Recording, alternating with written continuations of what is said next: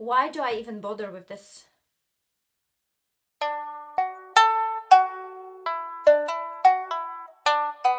Welcome back to my channel. This is Slavic Muslima and I am Carolina. Please do like, share, subscribe to my channel. I would really appreciate that. And yeah, let's proceed. This is the last video about my identity crisis. No, identity or identity. Which one is correct? Identity or identity? Identity. Seriously. Tongue twister all the freaking time. Tongue twister, tongue twister, tongue twister. It's what it is. It's what it is. This is the freaking the most annoying phrase that I use. Is what it is. It actually annoys me as well. Yeah, it's a bit weird, isn't it? It doesn't make sense. So what is the matter with the crisis? Why is it essential, vital to talk about it? And what I have discovered across the years by meeting other people as well and talking about random things and many important subjects as well, I've realized that the identity crisis is not just like people that are reverse converts. We are not just experiencing that. There is many other people, many other people from different backgrounds that are experiencing the same, and I feel like I talk about this because this is crucial, essential topic to think about it and to not brush this under the carpet, thinking that this things doesn't exist, because they do exist, and a lot of people are suffering, and it does not have to be that way. It does not have to be that way. It's just we need to know how to navigate through that. This is the reason why I'm talking about it. There are many incredible Muslim women, Muslim souls that don't wear a headscarf, and they are experiencing things from the other perspective, which I would like to touch upon that as well today. I would like to read something to you guys. I would like to read someone else's experience. One of amazing, incredible woman that I met in my life. I'm so grateful for that. I'm so grateful to the universe, to Allah, that I had the pleasure of meeting that incredible woman that is not wearing a headscarf. And yes, so please allow me to read that. And yeah, because I feel this is very valuable thing, and this will allow us to have that dialogue, internal conversation with ourselves as well, and to realize that there are many people that are suffering from that, and this does not have to be the case. I will read a testimony of a Muslim woman that is not wearing a headscarf to you guys right now. My experience without hijab as a Muslim woman has its challenges, and it has definitely opened my eyes to the world. I'm not entirely sure why I don't wear it. Perhaps it's out of habit. When I was younger, one of the ways the uncles would try to persuade me was with the old saying, if there are two sweets on the floor and one is wrapped and one is unwrapped, which are you likely to go for? My mom always taught us to be critical thinkers, educate our minds, and then make choices. So I replied to the uncle, you have rice and curry at home. Why are you looking at sweets on the floor? This taught me that if we do something because we love and understand it, we are more likely to stick to it. So I guess that is where we are, the journey of knowledge.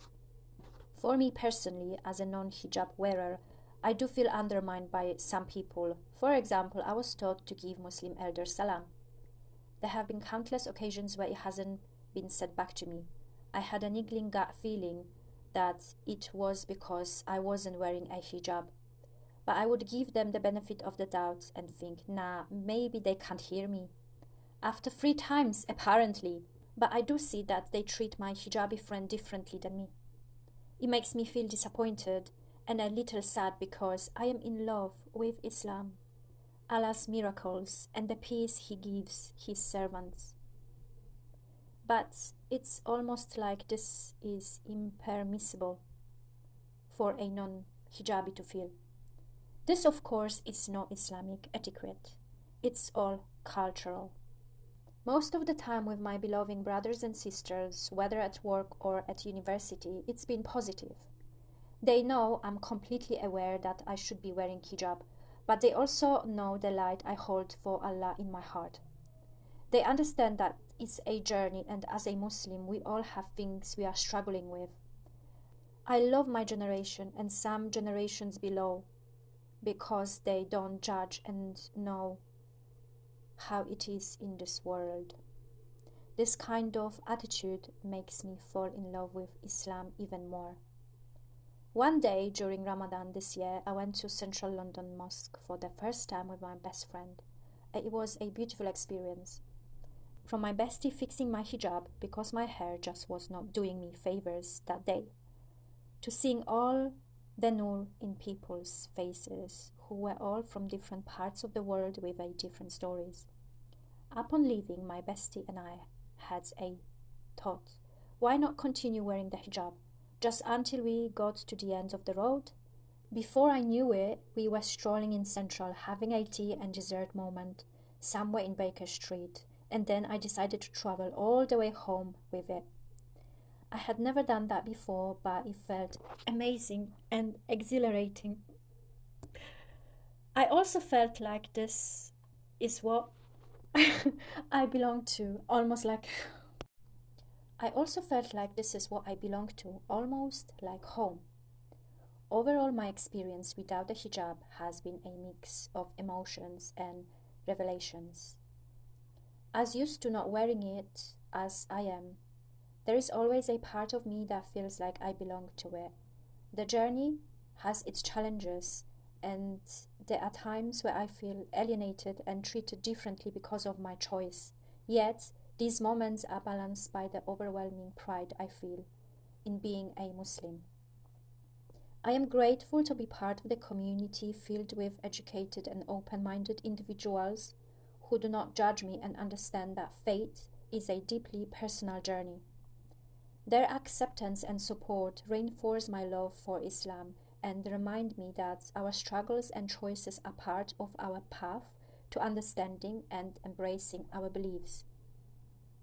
Through all the ups and downs, I hold onto the light in my heart for Allah and continue to strive for knowledge and understanding. My journey with or without the hijab is part of my greater journey in faith, one that I'm proud to navigate every day. So again, what is the matter with the crisis in terms of my personal experiences? I am at the stage of my life that I am not scared to talk about it at all. I'm not scared to talk about it. I feel actually very comfortable to talk about these things. And if you would like me to elaborate on that topic a bit more, please do ask me questions in the comment section down below. So what's the matter in my example is that I am finally breaking free from that.